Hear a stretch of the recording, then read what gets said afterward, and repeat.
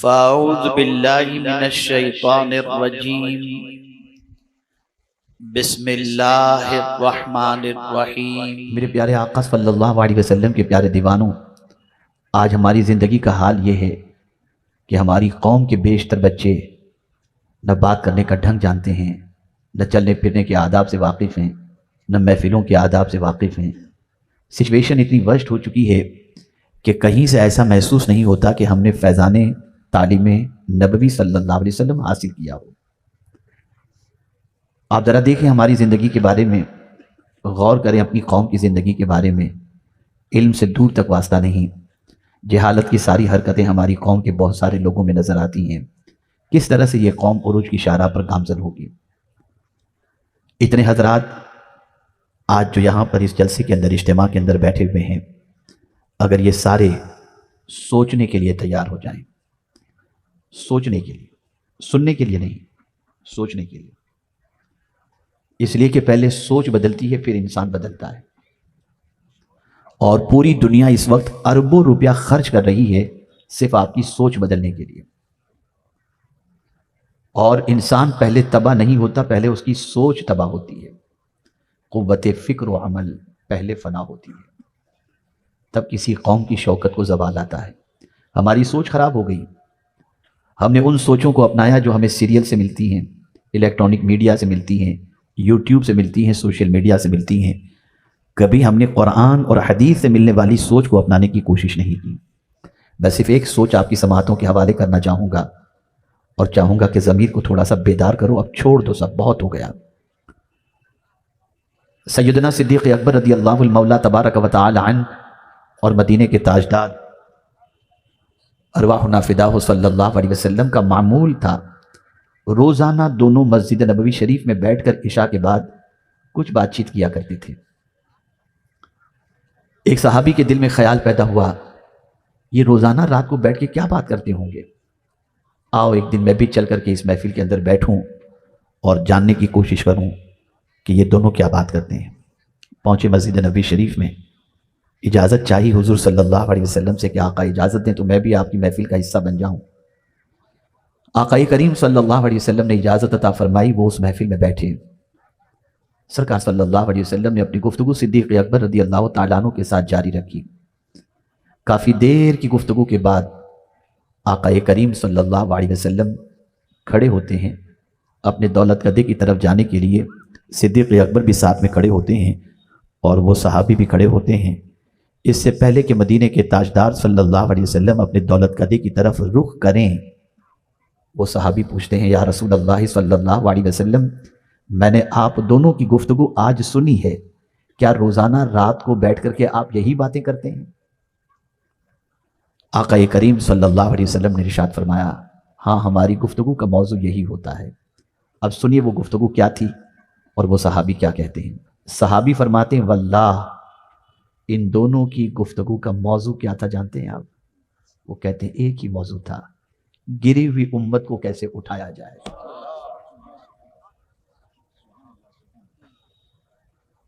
یہ فکر تھی۔ میں آپ سے پوچھنا چاہتا ہوں، ہماری فکر کیا ہے؟ کیا کبھی رسول رحمت صلی اللہ علیہ وسلم کی اس فکر کے بارے میں ہم نے غور کیا؟ کیا اس فکر کو ہم نے اپنانے کی کوشش کی؟ تو آج ہمارا حال یہ ہے کہ اللہ رحم و کرم فرمائے، اللہ رحم و کرم فرمائے کہ ہماری زندگی اس طریقے سے نفس پرستی اور خواہش پرستی کے اندر گزر رہی ہے کہ ہمیں خیال ہی نہیں ہے کہ ہماری قوم کہاں جا رہی ہے، قوم کا کیا حال ہے، قوم کے نوجوانوں کا کیا حال ہے، بچوں کا کیا حال ہے۔ فکر نبوی صلی اللہ علیہ وسلم دیکھیں، مولا علی کرم اللہ تعالی وجہہ الکریم سے آقا کریم صلی اللہ علیہ وسلم ارشاد فرماتے، علی اگر تمہاری ذات سے ایک بندے کو بھی ہدایت مل جائے تو میں تمہارے لیے 100 سرخ اونٹ سے بھی اسے بہتر تصور کرتا ہوں۔ یہ فکر ہے۔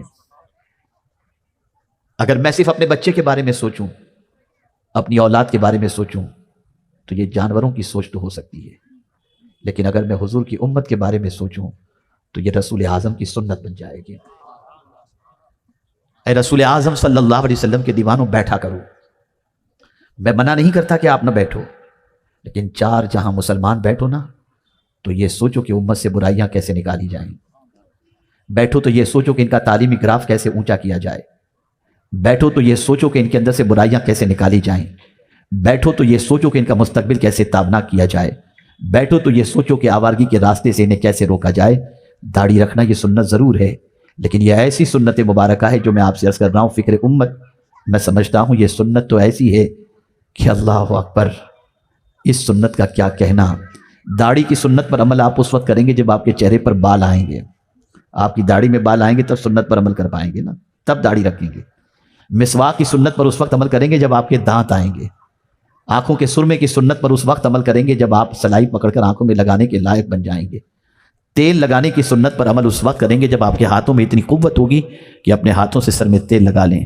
لیکن یا رسول اللہ، آپ کی عظمتوں پر قربان کہ آپ نے امت کے فکر کی سنت اس وقت ظاہر فرمائی کہ ابھی ولادت ہو رہی ہے اور فکر امت کے نغمے گنگناتے نظر آ رہے ہیں، اور اعلان کر دیا کہ میری سب سے پہلی سنت میری امت کی فکر کرنا ہے، یہ سب سے پہلی سنت ہے۔ وصال کے بعد بھی پیغمبر رحمت صلی اللہ علیہ وسلم کے لبھائے مبارک پر جنبش تھی۔ اللہ اکبر، کان لگا کر سنا گیا، ایک ہی چیز تھی، میری امت، میری امت، میری امت۔ آج آپ دیکھیں ہمارا کیا حال بن گیا ہے۔ کیا کوئی رات آپ کو ایسی یاد ہے جس رات آپ سونے سے پہلے حضور کی امت کے بارے میں کچھ منصوبہ بندی کر رہے ہوں؟ بلکہ بڑی معذرت کے ساتھ میں عرض کروں گا، الا ماشاء اللہ سب کی پوزیشن ایسی نہیں ہے۔ اگر مخلصوں کی کمی ہوتی یا مخلص بالکل نہ ہوتے تو آج علم کا جس طریقے سے سیلاب دنیا میں آتا ہوا دکھائی دیتا ہے اور علماء کی عظیم ٹیم جو نظر آتی وہ ہمارے سامنے نہ ہوتی۔ لیکن اب تو ڈاکٹر اقبال نے تو شاید یہی کہا تھا، رہ گئی رسم ازاں روح بلالی نہ رہی، فلسفہ رہ گیا تلقین غزالی نہ رہی۔ لیکن میں تو یہ کہتا ہوں صرف ازاں ہی رسم نہیں رہ گئی، پوری زندگی ہی رسم نظر آ رہی ہے۔ ایک فارمولیٹی، ایک رسم کی ادائیگی۔ بڑی معذرت کے ساتھ عرض کروں، ہماری مسکراہٹیں بھی رسمی ہو گئیں، ہمارا جنازے میں شریک ہونا بھی رسمی رہ گیا ہے، ہمارا مریضوں کی عیادت کرنا بھی رسمی رہ گیا ہے۔ ایک عجیب زندگی ہماری بن چکی ہے۔ ہم اگر اصل زندگی کو تلاش کریں تو بالکل ناپید ہے، نظر نہیں آتی اصل زندگی۔ عبادت بھی رسم، اگر مال کا نفع نہ ہو تو عبادت بھی نہ کریں۔ آخر کیا وجہ ہے کہ لوگ یہ سوال کرتے ہیں کہ مولانا کوئی ایسا وظیفہ بتائیے کہ مال دھڑا دھڑ آنا شروع ہو جائے؟ ہے کوئی ایسا بندہ بھی جو یہ سوال کرے کہ ایسا عمل بتائیے کہ میں خدا سے قریب ہو جاؤں، اس کے رسول سے قریب ہو جاؤں؟ نہیں، بلکہ ہمارا حال تو یہ ہے کہ اللہ اکبر، کعبے کے سامنے بھی جاتے ہیں تو دنیا ہی مانگتے ہیں، اور سنہری جالیوں کے سامنے جاتے ہیں تب بھی دنیا ہی مانگتے ہیں۔ ہم سے تو وہ بڑھیا اچھی تھی، وہ بڑھیا اچھی تھی جس سے موسیٰ علیہ السلام نے پوچھا تھا، اور اس نے کہا تھا موسیٰ میں اس وقت تمہیں جگہ بتاؤں گی جب تم یہ وعدہ کرو کہ جنت میں تم مجھے اپنے ساتھ رکھو گے۔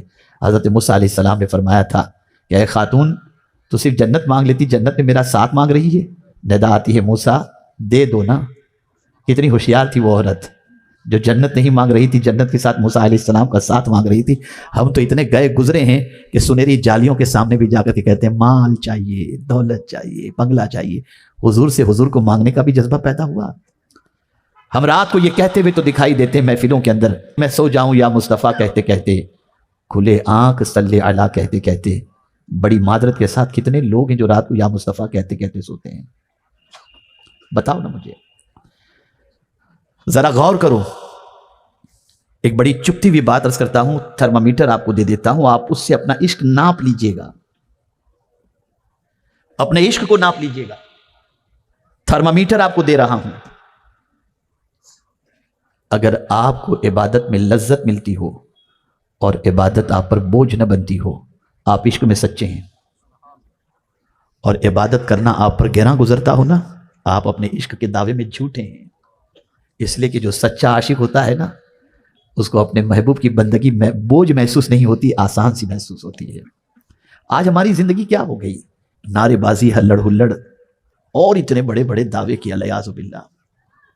اندر خالی ہے، پورا خالی ہے، لپ سروس صرف۔ ہم شکوہ کر رہے ہیں، شکایت کر رہے ہیں، دنیا ہمیں پیروں تلے روندنے کے لیے تیار ہے۔ میں کہتا ہوں جھوٹ کہہ رہے ہیں آپ، ہم خود اپنے آپ کو اپنے پیروں تلے روند رہے ہیں۔ ہم اپنے آپ کو روندنا چھوڑ دیں، دنیا ہماری عزت کرنا شروع کر دے گی۔ پہلے ہم اپنی نظروں سے گرتے ہیں، پھر خدا کی نظروں سے گرتے ہیں۔ گناہ کرنے والا، جرم کرنے والا سب سے پہلے اپنی نظروں سے گرتا ہے۔ میں آپ کو یقین کے ساتھ کہتا ہوں، گندی پکچروں کو دیکھنے والا انسان جو رات کی تاریکی میں گندی پکچر دیکھتا ہے، دن کے اجالے کے اندر اس کا ضمیر اس کو ملامت کرتا ہے، وہ خود اپنی نظروں سے گر جاتا ہے۔ اور سب سے بڑا گرنا اپنی نظروں سے ہی، جو اپنی نظروں سے گر جائے اسے کون اٹھا سکتا ہے؟ صرف تحدیث نعمت کی خاطر عرض کر رہا ہوں، ابھی علی گڑھ مسلم یونیورسٹی کے MSO کے سیکریٹری سے بات ہو رہی تھی۔ کل علی گڑھ مسلم یونیورسٹی میں میرا بیان تھا، انہوں نے کہا ایک آپ کے جملے کے سلسلے میں یونیورسٹی کے اندر چرچا ہو رہا ہے۔ وہ جملہ کون سا تھا؟ طلباء اور طالبات موجود تھے، پروفیسرز موجود تھے۔ میں نے ایک خاص جملہ آخر میں نے کہا تھا، میں نے کہا اس وقت ڈپریشن کا مرض بڑھتا جا رہا ہے، اسٹریس اور بے چینی کا مرض بڑھتا جا رہا ہے، بے قراری کا مرض بڑھتا جا رہا ہے، اور سب سے زیادہ اس کے مریض ہندوستان میں نہیں ہے، مغربی دنیا میں ہیں، ویسٹرن ورلڈ کے اندر ہیں۔ وہاں تو آسائش کے سارے سامان موجود ہیں، وہاں رہنے کے مکان دیکھیں تو آپ کی عقل دنگ رہ جائے، وہاں راستے دیکھیں تو آپ کی عقل دنگ رہ جائے، وہاں گاڑیوں کی چمک دمک دیکھیں تو آپ کی عقل دنگ رہ جائے، وہاں ملنے والا فریش فروٹ دیکھیں تو آپ کی عقل دنگ رہ جائے، وہاں کی آمدنی دیکھیں تو آپ کی عقل دنگ رہ جائے۔ یا اللہ، آسائش کے سارے سامان کے باوجود وہ لوگ بے چین کیوں ہیں، وہ لوگ بے قرار کیوں ہیں؟ میں نے اس پر سے پردہ اٹھاتے ہوئے یہ بات میں نے عرض کی تھی، یاد رکھو انسان جب گناہ کرتا ہے نا، وہ ڈپریشن کا شکار ہو جاتا ہے۔ گناہ کرنے والا مایوس ہونا شروع ہو جاتا ہے، اور اگر کوئی کہے کہ مصیبت کی وجہ سے مایوس ہوتا ہے، تو میں کہتا ہوں کربلا جیسی مصیبت تو نہ تم پر آئی ہے نہ ہم پر آئی ہے، مجھے بتاؤ خاندان اہل بیت کا ایک بچہ بھی تو مایوس ہوا ہو؟ کیوں؟ عبادت کی طاقت تھی، عبادت کی طاقت تھی، گناہ سے رشتہ ٹوٹا ہوا تھا، اور اللہ سے بندگی کی لو کو لگا لے اور رابطہ مضبوط کر لے، پھر اسے کبھی ڈپریشن نہیں ہوتا، کبھی وہ نا امیدی کا شکار نہیں ہوتا۔ یاد رکھیں اور اچھی طریقے سے یاد رکھیں، آج بھی مسلمانوں میں ڈپریشن کا مرض دنیا کی دوسری قوموں کے مقابلے میں کم پایا جاتا ہے۔ اس کی دلیل میں بہت دور جا کر کے نہیں، بہت قریب لا کر کے آپ کے سامنے پیش کروں گا۔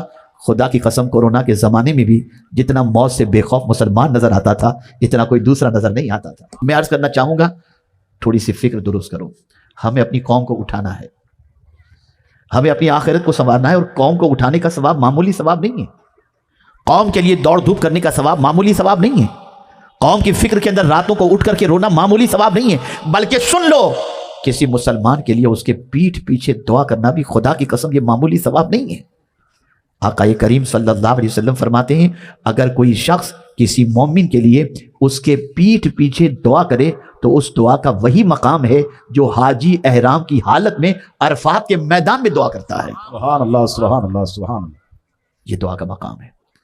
اب ہمیں نکلنا ہوگا اپنی خواہش سے باہر، ہمیں تیار ہونا ہوگا دوسروں کے لیے قربانی دینے کو۔ علم کے سلسلے میں رات جاگو۔ آپ دیکھیے حضرت امام مالک، دیکھیے فکر امت، علماء تشریف فرمائیں، میرے سر کے سب تاج ہیں ماشاءاللہ۔ حضرت امام مالک ایک کتاب کا مطالعہ کر رہے ہیں، مطالعہ کرتے کرتے رات کا بیشتر حصہ گزر گیا، جھپکیاں آنے لگی۔ جیسے ہی جھپکیاں آنے لگی، پانی لیا، چہرے پہ مارا، موضوع بدل دیا، جس موضوع کی کتاب پڑھ رہے تھے اس کو ہٹا کر دوسری کتاب اٹھا لی، اسے پڑھنا شروع کیا۔ پھر تھوڑی دیر کے بعد جھپکی آنے لگی، کتاب کو ہٹایا، دوسری کتاب لی، پانی چہرے پر مارا۔ ایک شاگرد سے برداشت نہ ہوا۔ غور سے سنیے، میرے علماء حضرات، میرے علماء ساتھی بھی خاص طور پر توجہ فرمائیں۔ پوچھنے والے نے، شاگرد نے حضرت امام مالک سے پوچھا، حضور اپنی جان پر اتنی زیادتی کیوں کر رہے ہیں؟ تھوڑا سا آرام کر لینا، نیند کا غلبہ ہے، تھوڑا سا آرام کر لیں، خدا کی قسم جملے پر قربان جائے گی۔ ارشاد فرماتے ہیں، ہماری قوم ہم پر بھروسہ کر کے آرام کر رہی ہے، اور اگر ہم بھی آرام کریں گے تو قوم کے مسئلے سلجھائے گا کون؟ ذرا سوچو آپ۔ بظاہر آپ دیکھیں گے کہ چند بچے ابھی فارغ ہوں گے، ان کے سر پہ دستار باندھی جائے گی، لیکن ان بچوں کو جب بھی میں دیکھتا ہوں، ان کی زندگی پر مجھے رشک آتا ہے۔ آپ کے بھی بچے ہیں، میرے بھی بچے ہیں۔ یہ جس عمر کے اندر مدرسے میں داخل ہوئے تھے، ذرا اس عمر کا اندازہ لگائیے۔ آپ کا بچہ اس عمر کے اندر سیر و تفریح کے لیے نکلتا ہوگا، ایئر کنڈیشن میں سوتا ہوگا، بہت آرام سے رہتا ہوگا، مزے کے کھانے کھاتا ہوگا، ماں باپ کی ڈانٹ نہیں، ماں باپ کے ساتھ تفریح کے لیے نکلتا ہوگا۔ اے طلبہ، تمہاری عظمتوں کو سلام، تمہاری عمر کے بچے کھیل رہے ہیں اور تم کھیل کو قربان کر کے نبی کا دین سیکھ رہے ہو۔ سبحان اللہ، سبحان اللہ، سبحان اللہ۔ ان ماں باپ کی عظمتوں پر قربان جو اپنے بچوں کو دین کی راہ کے اندر چھوڑ رہے ہیں۔ ان اساتذہ کی عظمتوں کو پر قربان جو معمولی سی تنخواہ پر بچوں کو تراش رہے ہیں. اگر یہ بچے نہ ہوتے، یا اساتذہ نہ ہوتے، یہ ادارے نہ ہوتے، تو ہمیں جینے کا سلیقہ تو کیا، بندگی کا سلیقہ بھی ہمیں معلوم نہ ہوتا. اے رسول اعظم صلی اللہ تعالی علیہ وسلم کے دیوانوں، حضور کی امت کی فکر بہت بڑا سرمایہ ہے، بہت بڑی دولت ہے. یہ جسے نصیب ہو جائے، آپ یہ سمجھ لیجئے گا کہ اسے بہت بڑی دولت نصیب ہو گئی. آپ جانتے ہیں اعتکاف کتنی عظیم نعمت ہے، وہ بھی ماہ رمضان کا اعتکاف، اور وہ بھی مسجد نبوی شریف کا اعتکاف. کتنا عظیم ثواب کا جو ہے موقع اللہ عطا فرماتا ہے جن کو جو وہاں پر جو ہے ماہ رمضان کے اندر مسجد نبوی شریف میں اعتکاف کرتے ہیں. لیکن قربان جائیے، حضرت ابن عباس رضی اللہ تعالی عنہ مسجد نبوی شریف میں تشریف فرما ہیں، اعتکاف میں، ماہ رمضان المبارک ہے، اعتکاف کے اندر ہیں. ایک صاحب حاضر آئے، جوتے مسجد کے کنارے پہ ایک جگہ پر رکھے، سیدھے حضرت عبداللہ ابن عباس کے پاس آئے اور آ کر حضور صلی اللہ علیہ وسلم کے مزار اقدس کی طرف اشارہ کرتے ہوئے کہتے ہیں، حضور گواہ ہیں میں بہت قرض میں ڈوبا ہوا ہوں، میرے گھر پر کھانے پینے کے لیے بہت پریشانی ہے، آپ میرے لیے دعا کریں، کچھ انتظام کریں. جانتے ہیں حضرت عبداللہ ابن عباس رضی اللہ تعالیٰ عنہ نے کیا کیا؟ اس کی بات سننے کے بعد فوراً اٹھے اور ان کے جوتے یا چپل جو کچھ بھی وہاں کنارے پر پڑے تھے اسے اٹھایا اور مسجد نبوی شریف سے باہر نکلنے لگے. وہ شخص کہتا ہے حضور ماہ رمضان کا اعتکاف ہے، مسجد سے باہر بغیر عذر شرعی کے نکلنے پر اعتکاف ٹوٹ جائے گا اور آپ مسجد سے باہر نکل رہے ہیں. اب سنیے کیا انہوں نے جواب دیا، غور سے سنو. فرمایا تمہاری بات بالکل صحیح ہے، لیکن جب تم نے اپنی پریشانی کا ذکر کیا تو مجھے میرے نبی کی حدیث یاد آ گئی. میرے آقا صلی اللہ علیہ وسلم فرماتے ہیں جو شخص میری امت کی پریشانی کو دور کرنے کے لیے چند قدم چلا، اسے میری مسجد میں 2 مہینے کے اعتکاف سے زیادہ ثواب اللہ عطا فرماتا. سبحان اللہ سبحان اللہ سبحان اللہ. یہ جذبہ تھا، یہ کیفیت تھی. تب جا کر امت کے اندر اتحاد تھا، تب جا کر امت بکھری ہوئی نہیں تھی. آپ ذرا سوچو، خدا کی قسم اعلیٰ حضرت کی عظمت پر قربان جائیے، ان کی عظمتوں کو لاکھوں سلام پیش کیجئے کہ فکر امت کے حوالے سے کتنی پیاری بات کرتے ہیں. ایک میرا ہی رحمت پہ دعویٰ نہیں، ایک میرا ہی رحمت پہ دعویٰ نہیں، شاہ کی ساری امت پہ لاکھوں سلام. حضور کی امت کا بھلا چاہو. بہت رسمی جلسے ہو چکے، بہت رسمی کانفرنسز ہو چکی. رسمی تو کیا کہوں گا، جس طریقے سے بھی جو بھی ہوتا ہے، جتنی دیر اللہ اور اس کے رسول کے ذکر پاک کی محفل میں آپ بیٹھے رہیں اور خطبہ جو کچھ اللہ اور اس کے رسول کے ارشادات پہنچاتے رہیں، وہ سب بامقصد ہیں، ثواب کے لائق ہیں اپنی جگہ پر. لیکن اب سوچ بدلو، اب فکر بدلو. ہمیں ایک ایسی قوم کی حیثیت سے ابھرنا ہے جس قوم کی ایک ایسی آئیڈینٹی ہو کہ مجھے یاد آ رہا ہے، اللہ اکبر، 2 یہودی ایک راستے سے گزر رہے تھے، ایک پتھر بیچ میں پڑا ہوا تھا، ٹھوکر لگتی ہے تو دوسرا یہودی کہتا ہے اتنا بڑا پتھر بیچ میں کہ پتہ نہیں کس نے رکھ دیا، ٹھوکر لگ رہی ہے، اس کو خیال بھی نہیں جس کسی نے یہاں رکھا ہوگا. تو دوسرا یہودی کہتا ہے شاید کوئی مسلمان یہاں سے نہیں گزرا، اس لیے کہ اگر مسلمان یہاں سے گزرتا تو اس پتھر کو اٹھا کر کے کنارے پر لگا دیتا. نبی کا دیوانہ تکلیف کی چیزوں کو ہٹایا کرتا ہے، رہنے نہیں دیتا. یہ ہماری پہچان تھی. ہم دنیا کے لیے نفع بخش تھے، ہم دنیا کو فائدہ پہنچانے والے تھے، ہم دنیا کی زندگی کے اندر انقلاب پیدا کرنے والے تھے. ہمارے حوالے سے پوری دنیا کا یہ تصور تھا مسلمان نقصان پہنچانے والا نہیں ہوتا، مسلمان نفع پہنچانے والا ہوتا ہے. اور یہ بھی حضور کی سنت ہے. کسی شخص کے بارے میں یہ جان لینا اور یقین کر لینا یہ بے ضرر ہے، یہ بھی حضور کی سنت ہے. دلیل کی روشنی میں عرض کروں، رسول اعظم صلی اللہ علیہ وسلم ایک درخت کے نیچے آرام فرمائیں. درخت پر رسول اعظم صلی اللہ علیہ وسلم نے اپنی تلوار لٹکا دی تھی. ایک شخص نے تنہا حضور کو دیکھا، لٹکتی ہوئی تلوار کو دیکھا، ہاتھ میں تلوار لیا اور حضور صلی اللہ علیہ وسلم کی طرف غلط ارادے سے بڑھا. حضور کی آنکھ کھل گئی. وہ ظالم کہتا ہے اے محمد صلی اللہ علیہ وسلم، میری تلوار سے تمہیں کون بچائے گا؟ تو رحمت عالم صلی اللہ علیہ وسلم ارشاد فرماتے ہیں اللہ. اتنا کہنا تو اس کے ہاتھ سے تلوار گر گئی. حضور نے تلوار پر قابو پا لیا اور اس ظالم کو بھی قابو پا لیا اور فرمایا اب بتا میری تلوار سے تجھے کون بچائے گا؟ وہ کہتا ہے آپ کی رحمت مجھے بچا لے گی. یہ پہچان تھی، یہ آئیڈینٹی تھی، یہ شناخت تھی. اے رسول اعظم صلی اللہ علیہ وسلم کے دیوانوں، سوچ بدلو، فکر بدلو۔ آج اگر دنیا ہمیں قدر کی نگاہوں سے نہیں دیکھتی تو ہم میں فیض پہنچانے کی طاقت ختم ہو چکی ہے، نفع پہنچانے کی طاقت ختم ہو چکی ہے۔ اور یہ بات یاد رکھنا، نفع پہنچانے والی چیز کی قدر ہوتی ہے۔ اور میرا یہ جملہ زندگی بھر محفوظ کر لینا، زمین پر بوجھ مت بنو، زمین پر لوگوں کی ضرورت بنو۔ بوجھ بنو گے تو اتار کر کوئی بھی پھینک دے گا، اور ضرورت بنو گے تو دنیا تمہیں اپنے سر پر اٹھا کر کے گھومتی بھی نظر آئے گی۔ ضرورت بنو۔ آج تو داماد سسرال والوں پر بوجھ بن گیا۔ ذرا سوچو، ایک عجیب سچویشن ہوتی جا رہی ہے، ایک عجیب حالات سے مسلمان گزر رہا ہے۔ پتہ نہیں ہماری فکروں کا دیوالیہ پن، یا ہماری فکروں کا افلاس، یا اگر میں تھوڑا سا آگے بڑھ کر کہوں تو ہماری فکروں کا جنازہ نکل چکا ہے۔ کہیں سے کوئی اسلامی فکر ہماری نظر نہیں آتی، کہیں سے نہیں۔ میں اپنے نوجوان ساتھیوں سے کہوں گا، بچوں سے کہوں گا، خود غرضی سے نکل کر خدا پرستی کی طرف بڑھو۔ سیلفش مت بنو، اپنا ہی بھلا نہ سوچو۔ کل بروز قیامت ایک شخص کے اعمال کو جب میزان پر تولا جا رہا ہوگا تو ترغیب و ترہیب کے اندر حدیث مبارکہ موجود ہے کہ رسول اعظم صلی اللہ علیہ وسلم میزان پر کھڑے ہوں گے، اس کی نیکیاں کم ہوں گی اور گناہ زیادہ ہوں گے۔ قریب ہوگا کہ فیصلہ ہو جائے گا کہ اس بندے کو جہنم میں ڈال دو، کہ آقا کریم صلی اللہ علیہ وسلم اس بندے کی سفارش اللہ کی بارگاہ میں کریں گے، مولا اس بندے کو بخش دے، اس لیے کہ زمین کے اوپر میرا ایک امتی پریشان تھا، یہی بندہ تھا جو میرے امتی کی پریشانی کے لیے دوڑ دھوپ کرتا تھا، اس نے زمین پر میری امت کی پریشانی دور کی۔ آج میں سفارش کرتا ہوں کہ تم مولا اس کی پریشانی کو دور فرما دے۔ پہچان تھی۔ آپ ذرا سوچو، ذرا غور کرو، ایمان کے شعبے میں سے یہ ہے کہ راستے سے تکلیف دہ چیز کو ہٹا دینا، عمل نہیں بتایا، ایمان میں اسے شامل فرمایا ہے۔ ہم کیا تھے، ہم کیا ہو گئے، پورا ڈھانچہ بدل گیا، پوری سوچ بدل گئی، پورا نظریہ بدل گیا، پورے حالات بدل گئے۔ ہمیں مکمل طور پر چینج ہونے کی ضرورت ہے، مکمل طور پر اپنے آپ کو بدلنے کی ضرورت ہے۔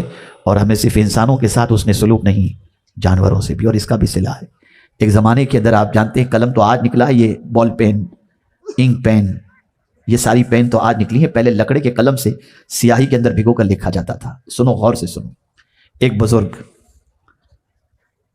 سیاہی کے اندر قلم کو ڈبوتے ہیں، جیسے ہی اٹھاتے ہیں، نوکے قلم پر سیاہی تھی، ایک مکھی آتی ہے، سیاہی کو چوسنا شروع کر دیتی ہے نوکے قلم سے، وہ ایسے ہی قلم کو پکڑ کے رکھتے ہیں تاکہ مکھی سیاہی کو اچھی طرح سے پی لے۔ جب وہ سیاہی مکمل پی کر کے اڑ جاتی ہے، پھر وہ قلم کو سیاہی کے اندر ڈبوتے ہیں۔ کچھ دنوں کے بعد اس دنیا سے وہ کچھ کر جاتے ہیں۔ شاگرد نے دیکھا جنت کے مزے لوٹ رہے ہیں، شاگرد نے پوچھا، حضور ہمیں بھی وہ عمل بتا دیجئے جس کی وجہ سے اللہ نے جنت عطا فرمائی۔ تو ارشاد فرماتے ہیں، اس مکھی کی پیاس بجھانے کی وجہ سے میرے مولا نے میری بخشش فرما دی۔ ذرا سوچو، آج بہن کا حق کھایا جا رہا ہے، بچیوں کا حق مارا جا رہا ہے، بھائی کا حق مارا جا رہا ہے، اور پھر اللہ کے نام پر دے کر آدمی سمجھتا ہے جنت مل جائے گی۔ سوچ بدلو، فکر بدلو، خیالات بدلو۔ آپ جب تک کہ اس سوچ کے مالک نہیں بنیں گے نا، تو میں سمجھتا ہوں زندگی کسی کام کی نہیں رہے گی۔ اور ایک آخری بات عرض کر دوں تاکہ آپ تھوڑا سا اور طمانینت قلب حاصل کر لیں۔ یاد رکھیں، کسی کہنے والے نے بڑی پیاری بات کہی ہے، کھلانے والا کبھی بھوکا نہیں رہتا، کھلانے والا کبھی بھوکا نہیں رہتا۔ میں اس کو آپ کو سمجھاؤں، سکون چاہتے ہو نا، دل کا سکون چاہتے ہو، آئیے میں آپ کو سمجھاؤں۔ آپ کے بینک کے اندر پیسے پڑے ہوئے ہیں، آپ کے جیب کے اندر پیسے پڑے ہوئے ہیں، آپ گئے کسی بڑی ہوٹل میں کھانا کھانے کے لیے، ابھی آپ کھانے کے دسترخوان پر بیٹھے ہی تھے کہ کوئی دور سے ایک غریب کہیں سے آپ کے کھانے کے منظر کو ٹک ٹکی باندھ کر کے دیکھ رہا تھا کہ آپ کے دسترخوان پر لذیذ کھانا ہے، مرغ مسلم موجود ہے، یہ ساری چیزیں ہیں۔ وہ ٹک ٹکی باندھ کر دیکھ رہا تھا، آپ کی نظر پڑی، اس نے اشارے سے یوں کیا، اندر تو آ نہیں سکتا تھا ہوٹل میں، اشارے سے یوں کیا، آپ کا ضمیر بیدار ہوا، آپ کے سامنے موجود کھانے کو آپ نے اٹھایا اور لے جا کر کے وہ کھانا اس غریب کو پیش کر دیا، یا آپ نے ویٹر سے کہا یہ کھانا لے جاؤ اس غریب کو کھلا دو۔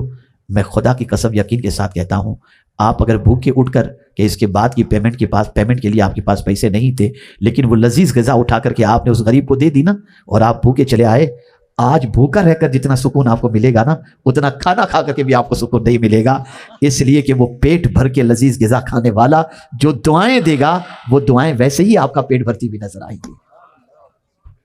بڑی معذرت کے ساتھ تیجے، زیارت، چہلم، اس میں تو غریب یاد آتے ہیں، دال چاول بھیج دو، پلاؤ بھیج دو، بڑے کا گوشت بھیج دو، لیکن جس دن اپنے گھر پر شادی ہوتی ہے اور 10 ڈشیں بنتی ہیں، 14 ڈشیں بنتی ہیں، ایک غریب بھی وہاں نظر نہیں آتا۔ سنو، حضور صلی اللہ علیہ وسلم فرماتے ہیں سب سے بری دعوت وہ دعوت ولیمہ ہے جس میں غریبوں کو دعوت نہیں دی جاتی۔ میں تو ایک ایسے ظالم شخص کو بھی جانتا ہوں جس کے یہاں اس کے بچے کی شادی تھی، ملینر ہوگا وہ، اس نے میرے دوست کو 2-5 شادی کارڈ دی اور کہا یار تمہارے خاص دوست جو ہے نا ان کو دے دینا، لیکن اتنا خیال رکھنا کہ کوٹ پینٹ پہن کر آنے والے کو دینا، پھٹے پرانے کپڑے پہن کر آنے والے کو مت دینا۔ یہ مزاج، یہ سوچ بن گئی۔ اس سوچ سے باہر آ جاؤ، اس فکر سے باہر آ جاؤ، اور اے رسول اعظم صلی اللہ تعالی علیہ وسلم کے دیوانوں، اگر چاہتے ہو کہ اللہ ہم سب کا بھلا کرے تو ہم بھی دوسروں کا بھلا کرنے کی سوچیں اور دوسروں کے بھلائی کے سلسلے میں محنت و مشقت کریں۔ میرے پیارے آقا صلی اللہ علیہ وسلم کے پیارے دیوانوں، میں سمجھتا ہوں کہ یہ گفتگو فکر پر اگر آپ نے اس فکر کو قبول کر لی تو میں یقین کے ساتھ کہتا ہوں کہ انشاءاللہ زندگی آخرت دونوں سنور جائے گی۔ اور یہ اچھی طریقے سے یاد رکھیں کہ پوری دنیا اربوں روپے خرچ کر رہی ہے میڈیا کے اوپر، صرف فکر آپ کی بدلنے کی، کہ آپ کی فکر بدل جائے، آپ کی سوچ بدل جائے، آپ کا نظریہ بدل جائے۔ لیکن الحمدللہ قرآن کل بھی زندہ تھا، آج بھی ہے، ہمیشہ رہے گا، اس سے فکر اخذ کیا کرو۔ اور مدینے کے تاجدار صلی اللہ علیہ وسلم زندہ ہیں، ہمارا دین بھی زندہ ہے۔ اللہ عز و جل کے پیارے حبیب صلی اللہ علیہ وسلم کے عشق میں امام عشق و محبت نے کہا تو زندہ ہے واللہ، تو زندہ ہے واللہ، میری چشم عالم سے چھپ جانے والے۔ تو اے رسول اعظم کے دیوانوں، اب ادھر ادھر دیکھنا بند کرو، مدینے کے تاجدار کی حیات طیبہ کو دیکھو اور قرآن مقدس سے اپنی فکر کو درست کرنے کی کوشش کرو۔ اور ایک شعر مجھے یاد آ رہا ہے، فکر عرب کو دے کر فرنگی تخیلات، فکر عرب کو دے کر فرنگی تخیلات، اسلام کو حجاز اور یمن سے نکال دو۔ اسلام کو نکالنے کے لیے فکر بدلی جا رہی ہے، فکر بدلی جا رہی ہے، سوچ بدلی جا رہی ہے۔ یہ اچانک آپ کی ہیئر اسٹائل کیسے چینج ہو جاتی ہے، جانور کی طرح، گھوڑے کی طرح، بیچ میں سے اتنے بال؟ یہ اچانک پھٹی ہوئی جینس کیسے آپ پہننے لگ جاتے ہیں؟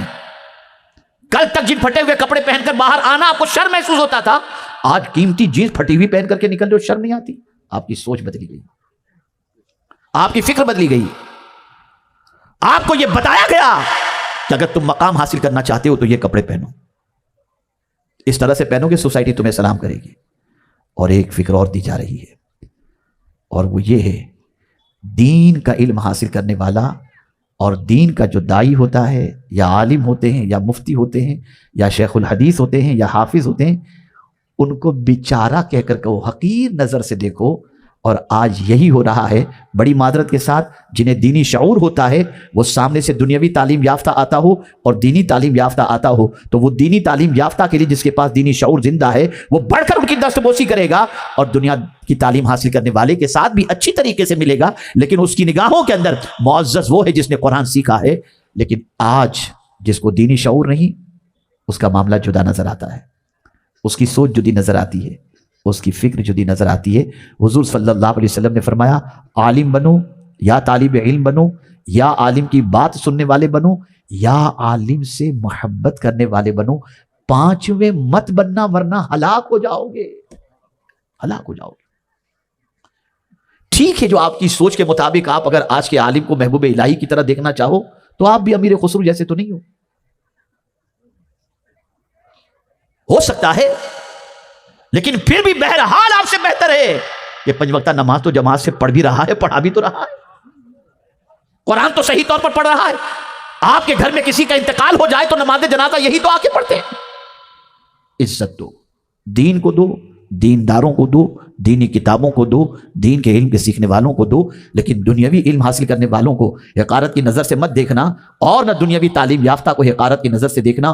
وہ علم بھی ہے، وہ بھی ضروری ہے، اور یہ بھی ضروری ہے، لیکن سوچ یہ بدلنی ہوگی کہ اللہ نے جس کو بھی دین کا علم عطا فرمایا ہے وہ حقیر نہیں ہے، وہ بھی اللہ عز و جل کے فضل سے ایک بڑی نعمت سے مالا مال ہے، بڑی دولت سے مالا مال ہے، اس کا بھی احترام کرو اور دنیاوی تعلیم یافتہ کو بھی قدر کی نگاہوں سے دیکھو۔ اللہ تعالیٰ آقا کریم صلی اللہ علیہ وسلم کے صدق و طفیل ہم سب کو دین و سنیت کی خدمت اخلاص کے ساتھ کرنے کی توفیق نصیب فرمائے، اور ہم سب سے وہ کام لے جس سے اللہ بھی راضی ہو جائے اور اس کے رسول صلی اللہ علیہ وسلم بھی راضی ہو جائیں، اور ساتھ ہی ساتھ میرے پیارے آقا صلی اللہ علیہ وسلم کے پیارے دیوانوں ہم لوگوں کے لیے نفع بخش بنے اور لوگوں پر بوجھ نہ بنے۔